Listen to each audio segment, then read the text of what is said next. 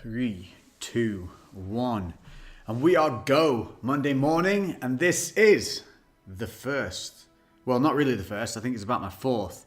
CrewCast is the first consistent CrewCast that you will hear from this point on. Every Monday, I'm going to be putting up one of these bad boys. Now, I am also filming this here at the same time, but the filming of this episode will go up on Wednesday this week, Hump Day, just to get you over. The only reason I'm doing that is because I said the first video of the new consistency will start on Tuesday. So to not confuse anyone, I'm going to do that. I'm going to launch that first video on Tuesday, and then this one will go up on Wednesday. But as a standard, you will get this CrewCast on iTunes, SoundCloud, and a video will be put up on the YouTube channel to run you into the new week, and that'll be there. So you're actually going to get 4 videos a week. You're actually going to get 4 videos. So for those that don't know, yesterday, I think it was yesterday, you released a video on YouTube speculating as to whether I'd quit YouTube, what was going on, what was the whole shenanigans, and the response from you guys has been absolutely insane. It's been beautiful. We kind of regenerated that love that we used to see from the old school days going on, and people seem to be amped up about getting back to that kind of fashion, and I think we're all a little bit fed up with the way it's been going, and that's what this podcast is going to be on about today. And it's the fact that this kind of thing can happen to you anytime, anywhere in life, throughout life, and it will continue to happen. You can't stop it, and it's how we kind of get around it, how we deal with these things, and also to let you guys feel that you're not on your own, you're not mental. We all feel this way. We all have these moments, don't we, Mucker? So for those that you can't see, I've got a giant minion sat next to me. Is it Dave? I think we'll call him Dave.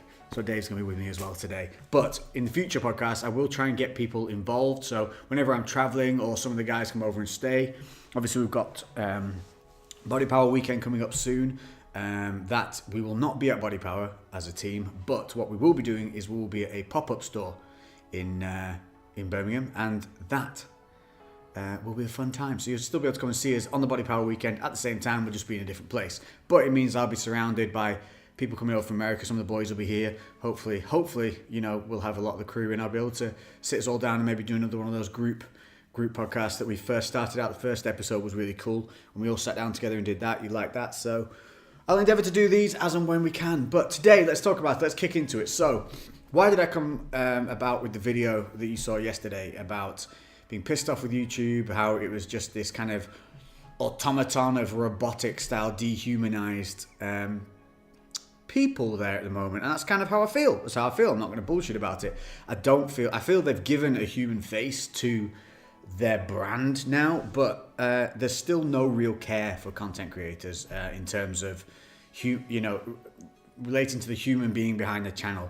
They care about their revenue, their traffic, and whatever fuels that is what they will drive. So hopefully that'll change in time, because a lot of people seem to be complaining about the same things. A lot of people seem to be talking about this same problem, but very little's been done about it in terms of actual productive things being put forward. Because every issue that I put forward when I went down there, as much as my account manager and the manager of the UK partnerships who I talked to whilst I was down there, as much as they cared on a personal level, I don't think they have the ability to actually put into change or implementation anything that I brought to light in terms of like the personal things that I see with the channel, like me telling them that I could tell there was something wrong. I don't know what's bloody wrong with it. I didn't write these algorithms. I'm not an engineer for YouTube, so I can't say, hey, look, it's the it's a sequence 492 on the line of the script within the Terminator's reboot program. I have no fucking clue. I can just say, look, there's something crazily wrong here. Please find out what it is. And well, all they can do is relay that to someone else who looks into something, but they're not the person I've then spoken to. That chain's then been broken. So the person who it's handed off to, they have no personal link to me. So even though I've had this personal link of sitting across the table from the account manager who deals with my stuff and everything, that link is lost immediately when they hand off the issues. And obviously they have thousands, hundreds, basically millions of channels. Fuck knows. So what I worked out was basically, we can reach out and do things as much as we want. We can go and try and get as much help as we want. But at the end of it, it comes down to us. And that's the same for everything that we do. You can utilize all the tools that are available to you. You can make sure that you are researching what you need to be doing, where you need to be doing it, how you need to be doing it. But at the end of the day, it comes down to you being passionate and driving through the rough times so that you can get back through to the good times, because not everything is smooth sailing. It's never going to be. Especially in the technological world and the social media world and everything now, things change so quickly and so rapidly. And it's a machine. It doesn't care. It will chew things up and spit them out, and it'll move on to the next. And I think what you have to do is you have to remain true to yourself. And this is where it crosses over into the real world. The practicalities of this mentality is that'll happen to you in anything: workplaces, goal setting, training, diet, family, relationships. If you get lost, if you forget why you started any of those things, and you move away from that, and you try and conform or mold yourself to another path, that's when you're going to get lost, because you're not being you anymore. And I've always been like this. I've been very good, like through life. I hit some shit, If I didn't like something in life, I would endeavor to change it. And by that I mean, like, if I hated a job that I had, I wouldn't just quit the job and walk out like, yo, I'm out, see ya, bitches, later. I put into a plan of action. So I made sure that I started reaching out for other avenues to find other things to do. And the moment one of those kind of like hooked, then I would get rid of that thing I didn't like. But I always made sure that there was a plan of action. So I never left myself high and dry. And that's kind of how you need to be. If you don't enjoy something, start making moves, start making a change in your life that gets you back to where you want to be. Because if you're not going to make the change, nobody else is going to do it for you. We live in this fucking world now where people seem to think that the world owes them something. Because you're looking at pretty pictures on Instagram, you're doing, following these people who are living great lives, or seemingly you think are living great lives, traveling the world, taking pictures, getting paid loads of money. Half the time, they're not really getting paid as much as you think they are. And the people you don't think are getting paid as much are actually the ones killing it. Plus, you have to remember, you're looking at snippets of someone's life. Just like when you look through a photo album from when you're a kid, rarely, unless it's fucking funny, do you see pictures of you when you were crying or fallen over, or your picture of you with your mum pissed off in a corner because you just unfolded all her washing. You don't see those pictures because they're not happy moments. And you have to treat social media like those happy moments. So don't live your life trying to follow somebody who you're only seeing snippets of their life. This is where YouTube, I thought, was such a great avenue, because we could be really open and we could show you a lot of our lives. And even though, yes, it does get edited down and watered down, we were still able to show you those parts where we struggled and how we got through them. And that's what I loved about it. And I think that is what I lost. That is what I lost. I started focusing too much on just always trying to create, not positivity, because I'm always, obviously that's a great thing to always want to do, but I think I got away from focusing on the reality of situations and started creating environments. I created the environment rather than living in an environment. If that makes sense. So I want to get back. I want to get back to just being raw and truthful and honest. And if I fuck up, I'm going to show you, and I'm going to show you how to fix it. And I'm going to go through some stuff, like I just said then, about how you need to view things properly and how you need to be in control of what you see and why you see it, but also understand that it's not the 100% full picture that you're seeing when it comes to social media and all of that palaver. So with that in mind, let's talk about these things. Why do people fail at something that was originally they were so excited to get into? And this we'll base it around fitness, because hey, this is what we are, we're in that fitness world, but this is going to correlate across the board: relationships, jobs, blah. Okay? The reason we are so good when we get going is because it's new. And anything new is exciting. And if you're excited about something, then you're amped up to do it. You have this kind of positive link to it. And you're excited to get started. It's something new. Then, especially with the gym, when you do start, you not only do you see instant changes, but you feel them. You physically feel them. You're sore from training, and there's so much that's so new to you. You're constantly learning. For those first few months, you're always learning something new, little new movements or a new exercise, or you get better at something, and that's a reward for you. So when you learn these new things, or when things progress, you're getting this positive reinforcement, this reward system going on, and you start to see this change. Then, when the body begins to adapt, when it begins to kind of settle into the training regime, and you kind of have finished with those not newbie gains, because the newbie gains things is a little bit of a falsity, because people see like pumps and tightening up of the body and all that as being a gain, but all that really is just you kind of being more consistent in your living. So you don't really lose that ability to gain, but what you lose is the sensation of that first hit, that first trigger. Just like a smoker, when they first start smoking a cigarette, it makes them feel super high and maybe a little bit sick, but as they become a prolonged smoker, that high wears off. They have to smoke more to get it. You know, it's the same thing. Anything that you do for a prolonged period of time, that initial high is going to wear off. And when it comes to fitness, so getting away from smoking, don't smoke, kids. It's bad for you. Yeah, it can look cool if you're James Dean on a motorbike in black and white, but it ain't worth the fucking death. But man, tangents. Where the hell? What was I talking about? Yeah, right. So getting back to the fitness side of it, once you get into that grind and you start to, and you know those initial kind of big trigger impulses of, oh, it's a new pump, oh, new vein. You know, once all those quick things go away and it comes down to the nitty gritty of realizing that it's a grind and it's a slow process and there are no real quick fixes. Suddenly that excitement that you initially had, that wears off, and then it comes down to you and your drive and your determination and your commitment to your goal. And this is where people begin to tail off, because they don't have that self-drive and that self-commitment, or they don't commit to creating that self-drive and the commitment and the consistency. So they begin to tail off, they begin to fall back, and then they begin to break that new habit that they just got into. And because it's a new habit, it's easy to break, because it's not ingrained into your lifestyle. It's not ingrained into your social life, into your timetable with your work. So it's after that initial buzz where you really find out who you are, and you have to be aware of this. If you're aware that that's going to happen, you understand that there's going to be a point of a high and then it's going to kind of crash down, you're going to be much more prepared and much more realistic in your goal sets.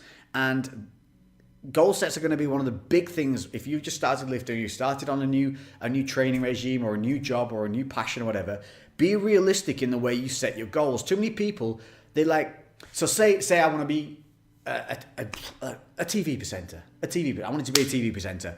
My goal would be to get on a TV, on a mainstream channel on a regular basis, and people put that as like the next step after they have done one audition. They think, right, that's it, and then I'll be on TV. That's how they do it. They think, I'll get an audition and I'll get on TV. They don't understand that the people who've been on TV have probably done a grind of shitty radio shows, crappy kind of like unseen red carpet, Z-list celebrity kind of crap. They've done their time, they've put in the work, and that getting on TV is a reward. They didn't just go from a normal job to deciding they wanted to be on TV. There was a middle ground they had to grind through to get to where they wanted to be. And that's what you have to do with your goals, is you have to set those small goals. You have to understand that you're going to have to go through the levels to get to the top point, that pinnacle goal. And if you do that, you're going to then get back to that reward system where there is little failure and more success, because you're setting yourself smaller goals, they're more achievable. And when you achieve those goals, you get that same reward, that same feeling of positivity. And then you get that connection, that positive connection to what you're trying to achieve again. And that's how you keep moving forward, is to create realistic goals that give you a realistic time span in which to achieve them. And it gives you more drive to hit that goal because it's realistic and it's achievable. So it's pretty much a thing of just like not underestimating the work involved and not overestimating your ability to get to your set point in a certain amount of time. Because shit always takes longer than we expect, and shit is always harder than we expect. And if we live with that mentality, then when stuff does get harder, we're ready for it. But if you don't, you're not going to be prepared, and it's going to kick you in the dick. It's going to kick you in the nuts, and you're gonna fall back. You're going to shrink away. You're going to fail to push through, and that's what we don't want. So the big thing there, first one is your goal setting. Make sure that is correct. Make sure it's realistic. And I think, in time you become very adept at being able to do that once you get used to setting those realistic goals and target lines and realistic targets and timelines, and you'll become more proficient and you'll get better, and just by nature you'll improve over time.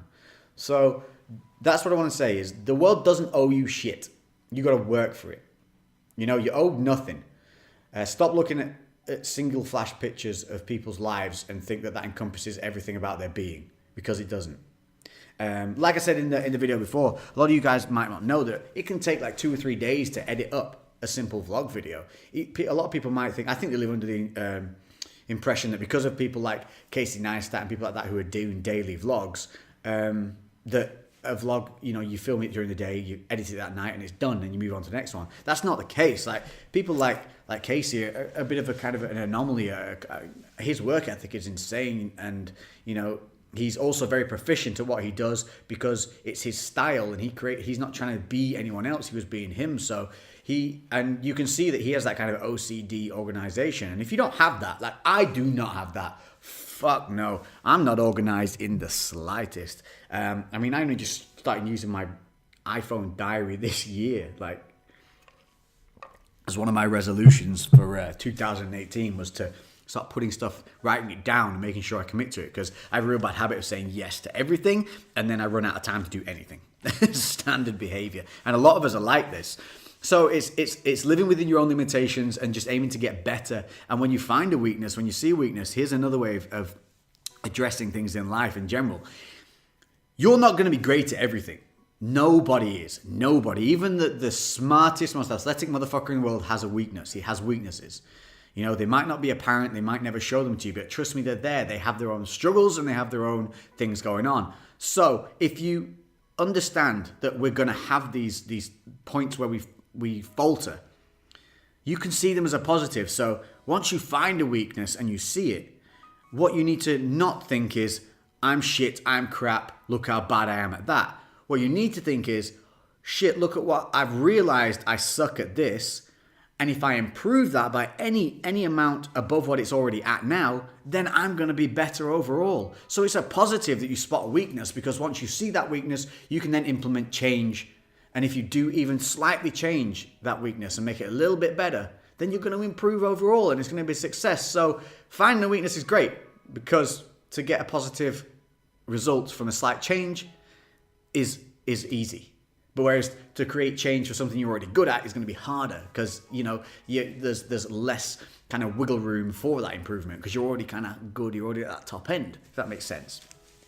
And that's how you have to kind of treat things. You have to flip the way you react to something. You have to flip the way you think about things, because a lot of this is a mental strain and a mental struggle. And to be able to defeat those little inner voices that say to you, oh, you suck, dude, you're gonna fail. Because we all have it, and we all have those moments of worry, is to not allow them to get too loud, is to take a step back, go, listen, shit is never going to be that bad. We can always have change. We can always have control. We can make things better. And if you start thinking like that, you'll start acting like that. You'll start opening your eyes to the world around you, and you'll start taking in more opportunities. And plus, if you're doing more work, if you're being more kind of proactive and energetic, chances are more opportunities are going to come your way, because you're just simply putting yourself out there more. That's what I mean about people thinking the world fucking owes them something. If you're sat back expecting something to come to you,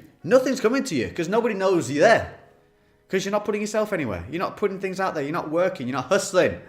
Nobody's saying that you have to do the sleep 3 hours a night, work 21 hours a day. No one's saying that. But you have to put in time. You have to put in work, and you have to reap reward, you've got to put in energy. And it's not easy. And you know, it's fine for you to feel like sometimes shit ain't going right. But then you have to sit back and go, so how do I change it? And it's as simple as that. It really is as fucking simple as that. You have to be strong-willed and strong of mind, whilst also understanding you're not perfect and you will have weaknesses. And I just want to say a big thank you to everybody who sent such lovely messages. My phone is plugged in over there. I'll see if I can get it. Hang on 2 seconds. So when I put the video out, I thought, you know, there is that clickbait element to it. I put in, oh, have I quit YouTube? You know, like that. But it was a serious thing, because I did legitimately for a couple of weeks. I was done. I wasn't really going to come back. And then when I started putting out that this video was coming up, the amount of messages that you guys sent me, if I just on Instagram alone, never mind the comments in the new video, are awesome. And thank you all for the support. It's great to see you all coming back and sharing your voice, because this was the point of it, wasn't it? It was to create a community. This was the whole point of fitness, wasn't it? When we started, remember this shit? Where we wanted to create a community. We wanted to create that sense of a place where somebody could come and ask a question and get an answer and not be ridiculed and not feel stupid. And that's what we want to get back to. And I think we're starting to, with people voicing the fact that they're a bit pissed off about things and how it's not going right, not in a woe is me kind of way, just in a, this isn't what we all intended to start with. Let's kind of revamp where we are. Let's take a look at where we are and let's get back to what we fucking wanted. And that is seen here. But if I go on, my messages here are just endless, all positive messages. And then you keep going and going and going. And they're the ones I've opened. If I go and then unopened is 99 plus message requests. And I will make an effort to reply to every single one of you. Some of you have got replies today already because I went through a load this morning. And even like just in the last hour, just so many things just here. Watch a video. It is amazing. It's great to see that we're going to get back to that. Keep the videos coming, man. Great stuff. People mentioning me in their stories. Just this cool shit, man. It's super motivating. And this takes me on to the next point is that lifted me up. Like this morning when I woke up, I felt fucking great about the world because I was surrounded by positivity. It was in electronic form, but it doesn't matter what form it takes. But surrounding yourself with positivity and surrounding yourself with people who have the same mentality as you is huge. It's bigger than you will ever realize until it goes away. Even people I know, they'll have... This is the one that gets me the most, okay? You know, you got that guy, that friend who everyone goes, let's call him Steve. All right? No, let's not call him Steve because you guys will think it's Steve. Who I know. All right, let's call him Watumbo because nobody knows a fucking Watumbo. I'm like, hey man, you know, oh, you're friends with Watumbo. Yeah. What do you think of him? You know, he's all right most of the time. What? Oh, he's all right most of the time. Well, what about the rest of the time? Oh, he's a bit of a prick. So why is he in your life? If these human beings are only a decent positive influence on your life for some of the time, meaning the rest of the time they're either a negative or a drain, why are they in your life? Maybe it's because you're too nice, or maybe it's just you're too weak to maybe say they're bad for me. And that can be the same for a relationship. You have to sometimes take a step back and go, does this person bring positivity into my world? Do they help me be the best that I can be? Do I have a positive effect on them or a negative effect on them? If there's even a question that there's negative times there that are consistent and have a real effect on your life, you need to either sit down and change that relationship with that person or get rid of them out of your life. And sometimes it's fucking tough, dude. Like, it's not easy to do that. I'm not saying it's simple, but over time, the more you do it, the easier it gets, and the better your group of friends will be that surround you. They will be smaller, but for me, that's fucking fine. I would rather be surrounded by 4 or 5 really good people than 50 acquaintances that really, you know, if shit ever got real, wouldn't really be there for me, because that's what matters. And when you're flying high and everything's great in your world, you know, you can take on anything. But when you're feeling a bit down or you're feeling a little low or shit's getting tough, like if you're in school, you've got exams, you've got heavy projects going on. If you've got people around you telling you that it's going to be okay and that and giving you truth about, you know, set yourself a timetable, you're being lazy. Why are you sat there watching TV? You could be doing this. Come on, man. You know, you've got to get that shit done. If you do this now, you'll be fine later. If you don't have those people around you telling you that and being honest with you, but in a positive way to make you a better person because they're looking out for you, then you're going to feel very alone and shit's going to pile up on you quick. So make sure the people around you are real, is what I'm saying. Make sure they're real. Make sure that they align with your way of thinking, where you want to be. Do they support you? Because they should support you. That's one thing I can say about, you know, my upbringing. My mum was super supportive in the fact that she never said we couldn't try something. We tried a load of shit and failed. I moved back home twice in my 20s because I had to make a choice. I had to stay in the situation I was in or I had to move back home, back in with my mum, as an adult, as a grown man, move back in with my mum so that I could give myself the opportunity financially and strategically to be able to launch myself into another pathway. And my mother always accepted that. She was great, supported me in it, and I was man enough to ask for that help. Because sometimes you've got to go back to square one to get to where you want to be. And there's no shame in that whatsoever. So understand that the people around you are just as important as your mindset. It's your environment, your whole environment around you, everything that surrounds you. So if you're one of these guys like me, if you get easily distracted and things like, I'm terrible on my phone, okay? I have games on here that I don't know why. Say like I'm transferring files on a computer and it's going to take 2 minutes. I'll open my phone and I'll start messing on that game because it's quick and it's easy. Files transferred 2 minutes ago. 15 minutes later, I'm still playing some stupid game trying to match 5 stars and win a banana on something shit. So I've deleted games from my phone now because I know that they distract me, and I have to do things like this. I have to treat myself a little bit like a child sometimes, but it does have a positive knock-on effect that it makes you just more productive, and it's simple things like that go a long way. So that is one of my things. Okay, so here's my two major points so far. If you complain about something, but you take no steps to change what it is you're complaining about, then you have no right to keep complaining because you are not doing shit to change anything. Okay? That is a major way you should be thinking. And 2, if you have weaknesses, if you have issues with the way you are and the way you structure your days, your times, your consistency, how you handle your time and schedules, then make a change to your habits. Break bad habits and replace them with good habits. That will immediately help. It won't be easy at the start, but eventually that good habit will stick and it'll become easy and it'll just become your routine. A lot of little things, a lot of little changes over a long period of time build up to one big result. So don't ignore the little things. Build yourself from the ground up. You know, it's these little things that people don't think about. And getting back to training, it's the same thing. Like the other day, I was in the gym. And it was late. It was 9 till 10 o'clock at night, and I was in there on my own training.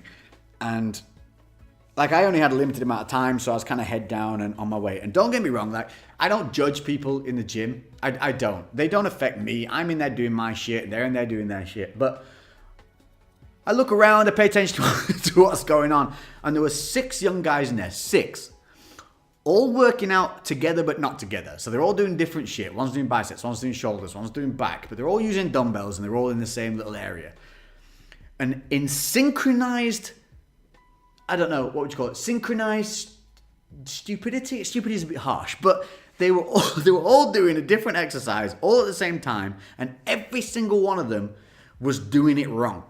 The one doing bicep curls wasn't extending his arms fully, he was doing the partial reps. The one on shoulders doing lateral raises was swinging the dumbbells above his head. The guy doing back was kind of hunched over like some kind of, I don't know, some little alien dude and winging his weights around somewhere. The dude on chest had his legs flailing about. It was crazy, and I was just like, there's 6 of you all doing shit wrong all together, yet you're all stood here talking about training together in between all your sets. And not only that shit, these same motherfuckers talk about steroids and they can't even do an exercise properly.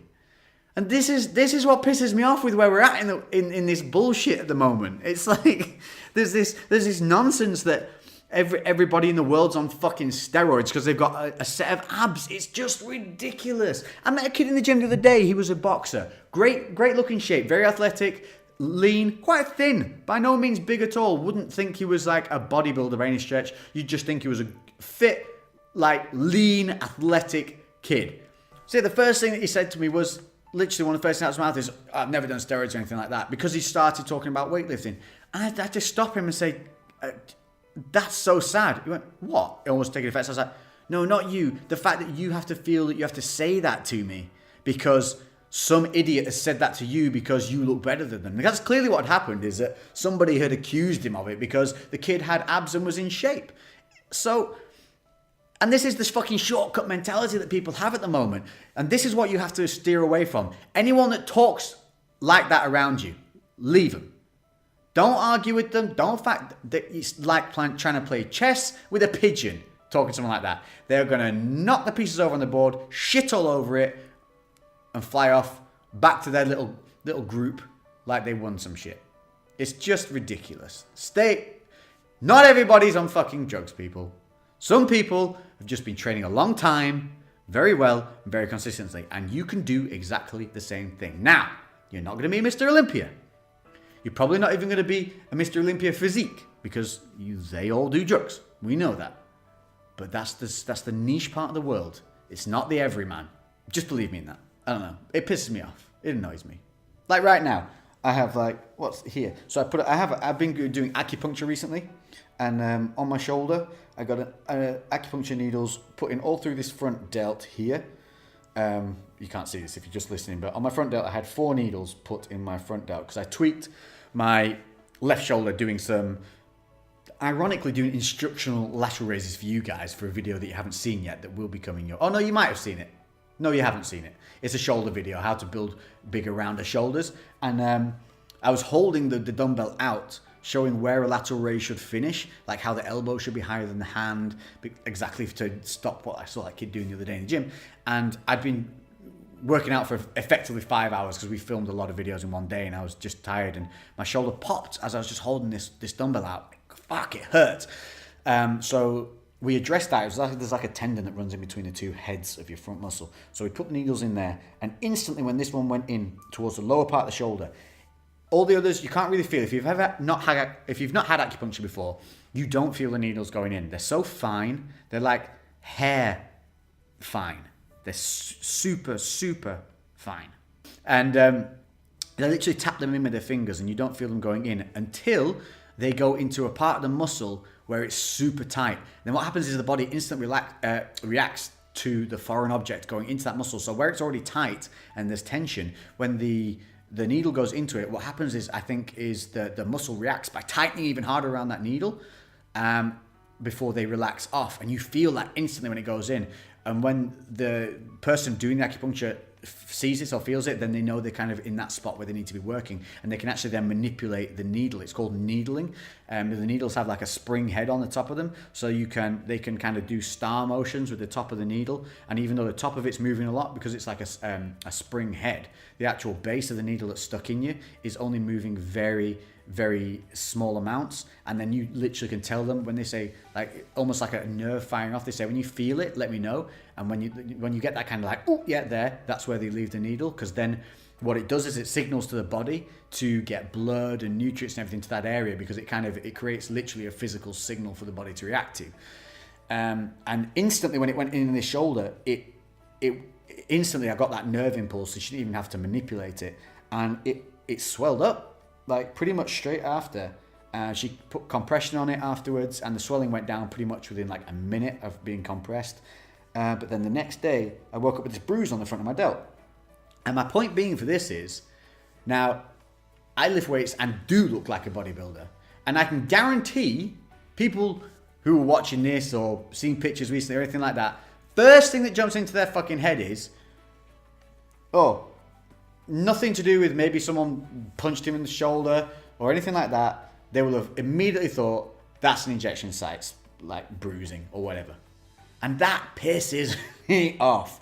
So, again, jumping to conclusions. You can have the jumping to the conclusion of thinking someone's wonderful life from that single picture is awesome and everything about it is awesome. You can also jump to immediate negatives about people. And it's more about you than it is about them in that situation. So if you find yourself looking at things and your immediate reaction is negative, just catch yourself doing that and maybe make a change to not do it.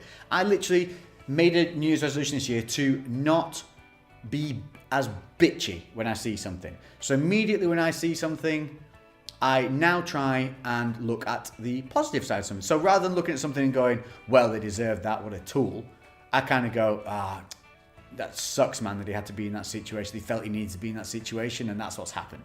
So I take a more compassionate look at life. And it's made me kind of a happier, easier going person. Even with my road rage, I'm terrible in the car. Dude, I'm sure some of you can adhere to this. In the car, again, you get that aggressive side of you comes out. And I went onto a speed awareness course recently. And I was made to realize a couple of things that really helped me think things through. Now, I was only done doing like 34 in a 30 zone. It was an average speed check. So obviously I just missed a sign somewhere and didn't decelerate quickly enough between the two cameras. But I found out, I'm like, this is a timekeeping thing. I'm late to everything. So I'm always rushing, which inevitably leads to me speeding or getting aggressive or get out of my way. Old people, bloody micro, all this. And I was given some statistics on this safety driving course thing that if, right, you do 35 miles an hour in a 30 zone for like 3 or 4 miles, you will get to your destination 16 seconds faster. That's it. 16 seconds. But by driving 35 miles an hour instead of 30, if you hit somebody at 35 miles an hour, instead of there being an 18% chance of serious injury, it doubles to something like 36, or just under 36% of a chance of seriously injuring that person. For you to get somewhere 16 seconds quicker. That really made me think. And that makes me not rush as much now. Anyway, you get what I'm saying? Let's move on. Next point. What else do I want to talk about today? I wanted to talk about where we're going to be going with the channel and what you can expect in terms of the Tough Mudder and things like that. Because some of you have been asking me, when is this Tough Mudder thing going to be? What's going on with the boxing and then the show? So the Tough Mudder, I've already contacted Tough Mudder. They are down. They want to do something in collaboration with me. And that means a couple of things. One, it means we will have a specific date where you can race alongside me. It will be in the UK. It will be after May. I was originally going to do it in May, but it turns out we've got the Gymshark pop-up store the weekend prior, and then the weekend after is a busy weekend as well. So it just made no sense to do that May date, which I was going to do, which is going to be in Nottingham. And it actually turned out better because it means we can do one either I think it's the next month, June, but obviously I want to be able to set this up properly. So we'll aim for June, July, probably somewhere in there, in London. So it's the bigger events, and there will be a specific sign up for you guys. And what I'm going to try and do is try and get a discounted sign up rate for anybody who's going to be joining the team, the crew. So we'll have a crew sign up page.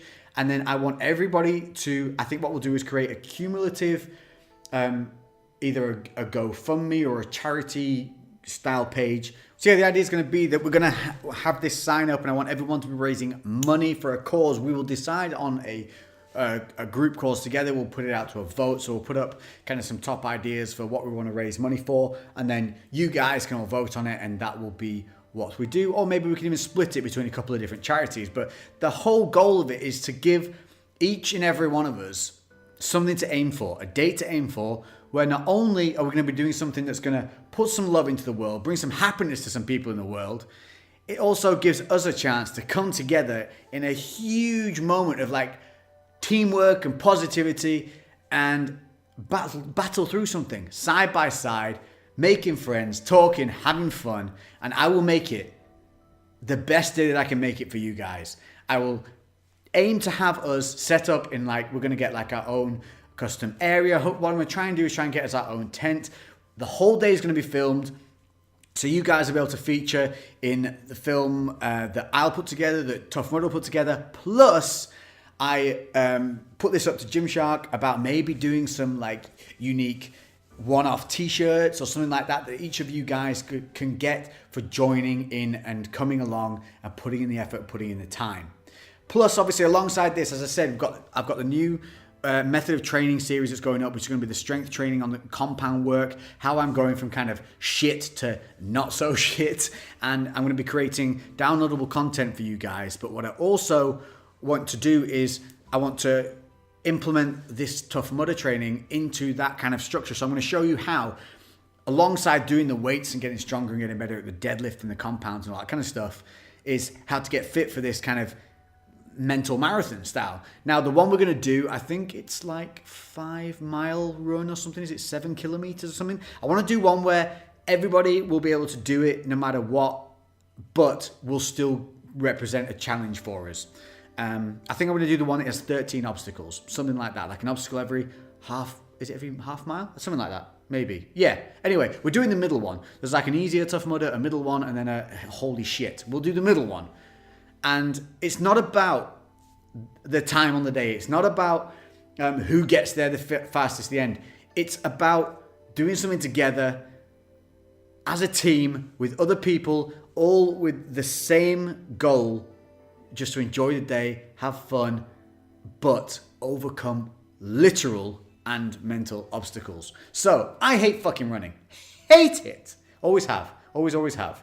But I'm going to start running. I'm going to start getting fitter. I'm going to take you through the boxing. We're going to be doing that again. So we're going to be implementing that kind of fight style training into our strength training regime, because I want to show you guys that you can still develop muscle and a great physique whilst also getting fitter and healthier, because that is the purpose. Bodybuilding, I'm going to say it now, and you can quote me on this, bodybuilding is not healthy. I don't think it's healthy in two respects. I don't think it's healthy in the fact that if all you do is bodybuild, you are not only going to limit yourself in your athletic ability, I think you're also limiting yourself in terms of longevity, because it's brutal. And if you're not fit and athletic alongside, you're going to get really tight. Muscle shortening is going to happen. We see this weird looking bodies that bodybuilders are starting to get now, with these big guts and stunted like triceps and biceps, also known as like palumboism and stuff like that. Whether that's to do with the drugs or whatever or not, I think it's to do with the training, the relentless smashing and breaking down to the muscle tissue that it shortens over time, and then you end up with this like tendony looking. Anyway, it's just, I don't think it's healthy to be that niche in what you do. I also don't think that the current standing with bodybuilding in terms of diet and nutrition is healthy still. I think the majority of people think that chicken, broccoli, chicken and rice, no fruit, nothing good, no fun, and cheat days is still a big thing. And that to me leads to eating disorders. A cheat day is negative in the way it's even worded. A cheat day, like you're doing something wrong. If you're going to do it, at least call it a reward day.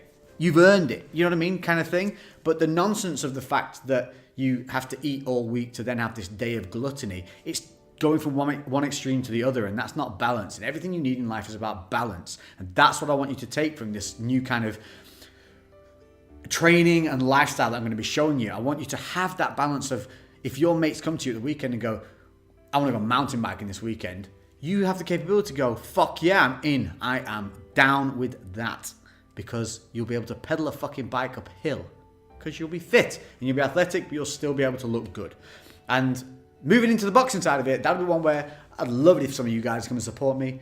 But again, I'm just going to be raising money for charity, so there will be an online thing for that. I want to work alongside a couple of boxing coaches and things like that. I haven't arranged that yet specifically, but I have been given some really good links to certain people who seem like a really cool idea to go for. Problem is, at the moment, we're trying to move house. Myself and Lainey, we currently live up in north, up that wall.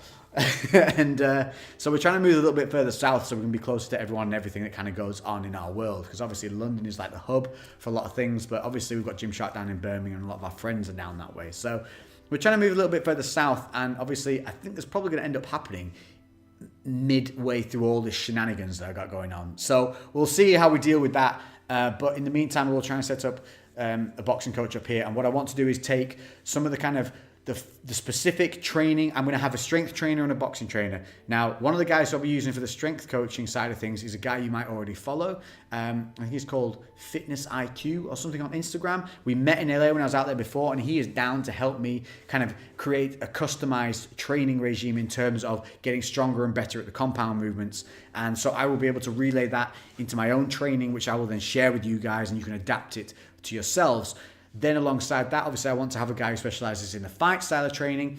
And the idea is going to be that I'll be doing this specialized kind of sessions, but what I'm going to do is then break them down into a form where you guys can take them and use them in your own place of training. So I'll take what we do that's special, and I'll give you the alternative that will be readily available for you to be able to implement and do it yourself. So you can literally, not only will you literally be able to come and run side by side with me and raise money, you'll also be able to follow me through the rest of the training side by side, week to week, because I will give you that information.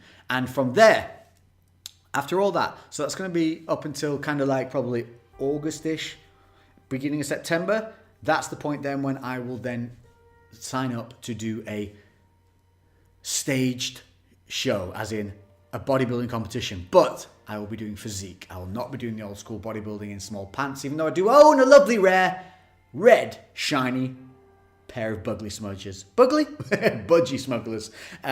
You can check out the photos of those from me online from when I competed. It was around about 5 years ago, I think, like that. I was actually a champion, a Northwest or North something lightweight champion for a bit, and I made it through to the finals, came third in the finals in there, and I was like 8 kilos lighter than the next lightest guy on stage. It was crazy. The weight classes were so nuts. And I think physique is a better one for me in terms of, I think it's more relevant to you guys who watch me. It's more relevant to the up and coming generations of people looking at it. I think it's the more preferred kind of physique that people are going for. And I'd agree. I think it is the future that way. I think the classic bodybuilding is going to do a lot for the sport. I'm not going to call it sport, for the hobby, for the pageant, whatever you want to call it.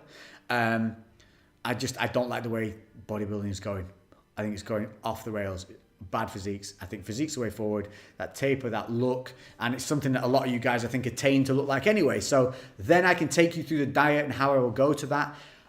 During all this time, Ryan Terry is moving back to the UK, and I will be training with Ryan through that time, which means I'll be able to do the diet advice with Ryan. I'll be able to do the posing, little hints and tips with Ryan, because obviously he's a pro at all these things.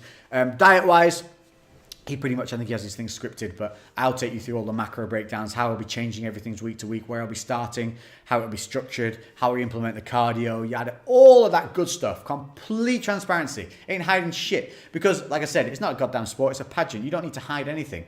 You turn up on the day looking the best that you can look, and that is your only goal. Whoever turns up next to you, that is what it is. It's the by and by. It doesn't make a blind bit of difference.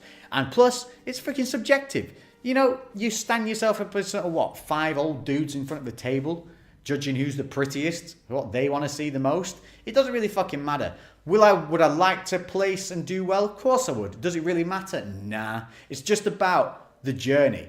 And what I want to show is that through all the time while I'm doing the Tough Mudder training to run for this you know, crazy marathon style tactical course, whilst getting stronger, whilst then doing a boxing match, all these like crazy things that people seem to think takes, you know, a lot of fitness and effort and time, that you can do all of that and still develop a physique that, once dieted down, is good enough to step on a stage with other people who have literally dedicated themselves to only the craft of weightlifting. And that's what I want to prove, because I want you guys to be able to step out of the fucking gym and go and enjoy life and be social, because it will benefit you in every single aspect of your life. I promise you.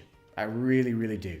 I know, because I've done it. I've come from many aspects. I've gone from rugby and weight training into Thai fighting, no weight training, into MMA, balanced weight training with fight training, back to bodybuilding. I've done these paths, and I can tell you now, yes, I got pretty fucking big, about, I think, it was 18 months ago now. I think I kind of peaked. I got a crazy look, and I was just pure bodybuilding, just gone back to that. I don't know why. At the time, I don't know, I got addicted to it again for like a year's period. Plus, with the traveling and everything like that, it was the easier option. But I can tell you one thing, by the end of it, I felt like shit. I felt unfit. I felt heavy. I felt slow. I was getting loads of niggly problems, injuries, pings, twinges. And I don't want to be like that. Like, you don't. 12 months and I was and starting to get fucked up? Yeah, I want something I can carry on and enjoy for a lifetime whilst looking good. And bodybuilding ain't that. It isn't. I don't care what you say. Argue with me. Let me know. But the overall thing being here is, I want you guys to just have the options, to be able to see that you don't need to be scared about going for a fucking run because it's going to burn all your muscle, man.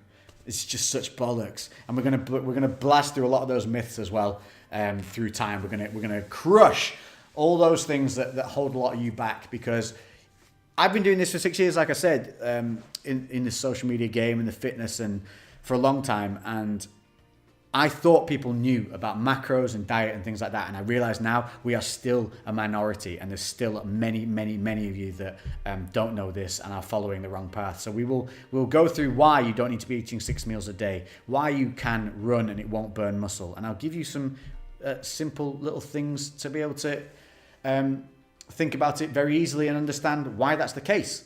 I'll break it down for you, and we'll do that with food, training, and everything from here on out. And I hope this fires a lot of you up to maybe think, yeah, fuck that. I was stuck before I was plateaued. I got bored. I'm going to admit to myself that I wasn't being my best. I wasn't performing to my utmost. I was just going through the fucking motions. And we are all going to sit up straight, accept our fucking responsibility that we faltered, we slacked off, and now we're going to suck it up, and we're going to fucking get back out there.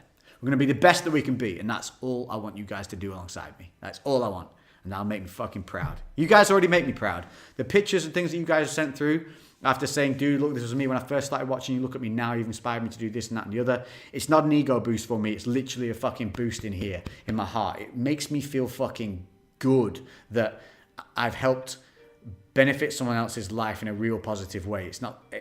It makes me feel good to make you feel good. And that's a fucking nice thing to have. That's a nice life to live. So I think I'm gonna leave this one here. It's been 55 minutes of me chatting nonsense to you guys, and I think we've got enough information for one day. They'll probably run over a bit longer as I get going and I get more structured in these things. But let me know what you want to see from these CrewCasts. Give me some ideas for topics, and I will literally. Some of you guys have thrown some already, and I will go through those in either videos or the CrewCasts. We will get people on here to talk through things with you as well. So let me know who you want to see on here. Bug them about it, and we will make it happen. And I do just want to leave you with this one thing. I'm going to leave you every time we do this. I'm going to leave you with one thing at the end of the day to take home, and it's going to be this. If you're one of those guys that when you're talking to somebody, after every second sentence you say, "Do you understand me?" Or, "Do you get what I mean?" Yes, we get what you mean because you are speaking English and you have said 2 sentences, of which probably had 8 words in them and weren't that complicated. Okay? Yeah? So if you know somebody who does that, or you're the guy that does that, that's like, "Do you understand me?" At the end of every sentence, stop it. Break the habit. Replace it with a good habit of saying nothing. Just carrying on to the next sentence. And that's it. That's what I'm giving you from my coffee shop experiences the other day where I was uploading my video and I was earwigging on other people's conversations. Maybe I should take away from this is that I shouldn't earwig on other people. But hey, I was bored. I was in that coffee shop for 2.5 hours getting that video uploaded for you guys. So I appreciate the love. It's been amazing. Thank you very much. We are back on track. I've been Lex. This has been the CrewCast. All the links and everything that you need for anything I've talked about will be in the description below, or for whatever platform you are on. SoundCloud, iTunes, they're all there. Download them. You'll be good. Have a great week. I'll catch you in this next episode. I'll see you on the YouTube. We are out.